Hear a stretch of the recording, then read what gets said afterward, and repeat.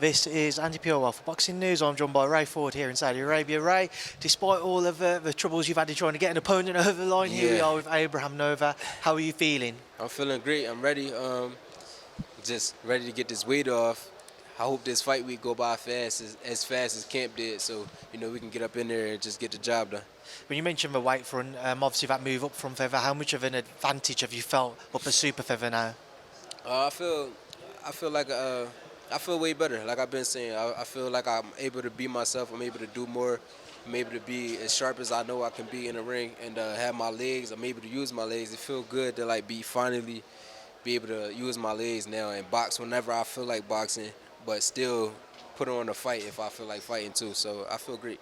The Mattice fight, always in control, quite dominant from yourself. How would you reflect on that performance in Philly? Sorry, in Atlantic City rather. Yeah, I think it was a good performance. Minus like the output of him.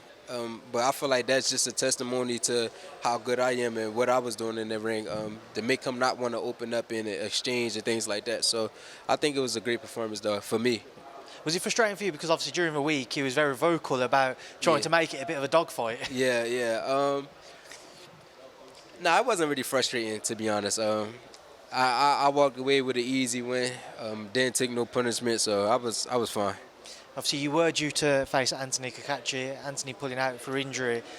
Talking about that initial frustration and the collapse of that fight, what went through your mind when you saw that he could no longer partake? No, I wasn't frustrated at all. I just called my manager and just made sure that we were still on the card. And he told me, yeah, we looking for an opponent, so I was good. I didn't really care too much about it. Obviously, Brian Peters, he's very well known in the sport. He'll always make sure you get fights, and Yeah. It's Abraham Nova who steps in now.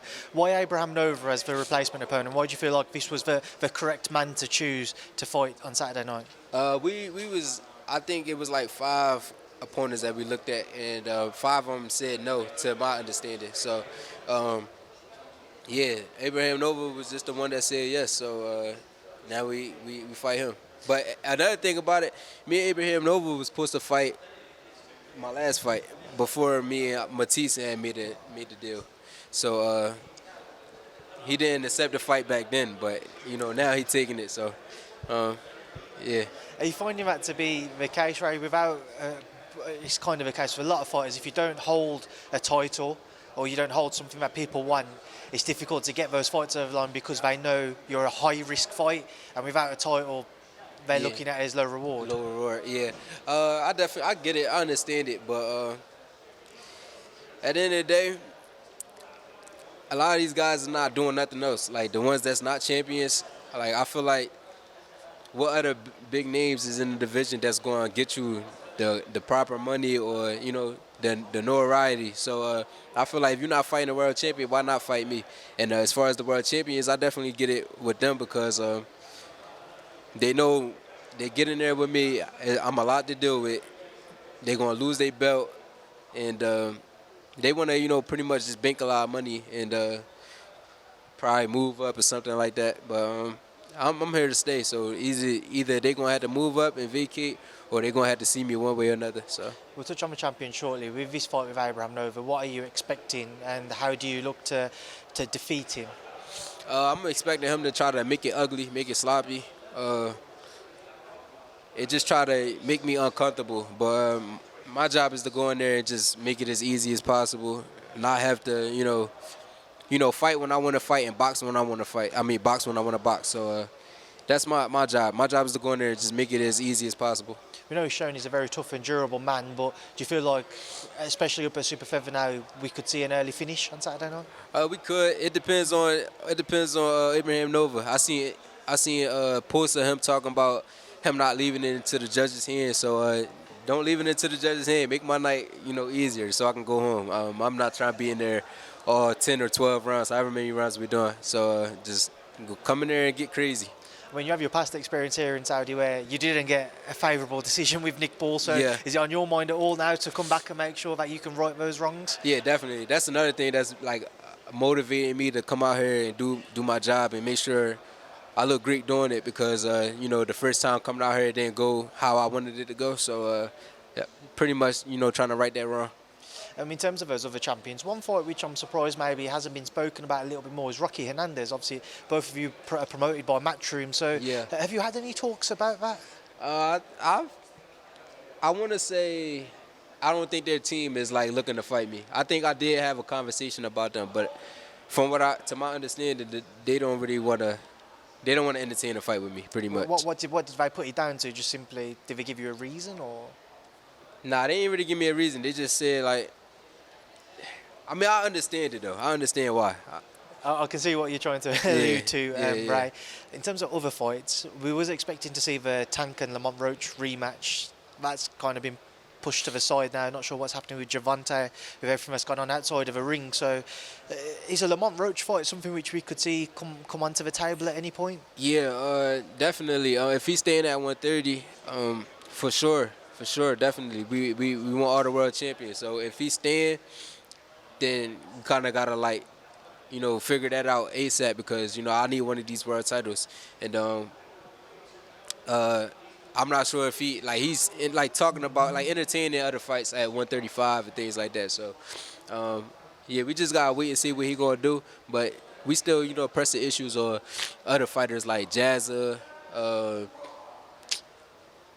Navarrete. Yeah, I think Brian Peters, he been trying to push the issue on him, and of course Ushaki Foster too. So are you surprised at all that you've seen Lamont Roach talking about fighting Gary Antoine Russell up at 140? Yeah, I seen that. Yeah. You surprised that he's talking about that? What do you make of seeing that? Say it again. What do you make of seeing Lamont Roach talking about going up to 140? Do you think it's just talk, or do you think it's genuine, like he wants to go up to 140 and settle a bit of a rivalry there? I think he probably is serious. He probably is. He won't have to lose as much weight as he lose now to fight at 130 and 135. So he probably be more comfortable, feel stronger or something like that. And they probably sparred each other before, so he probably taking from things from them sparring sessions and feel confident about it. And he probably really feel like he could beat him or whatever. And it's another world title on the line. So yeah. In terms of a fight which I don't know if it's something which has ever been discussed, but you've had your back and forths with him, Bruce Carrington. Yeah. Talk to me about where this kind of rivalry and this bad blood has stemmed from. Just by him,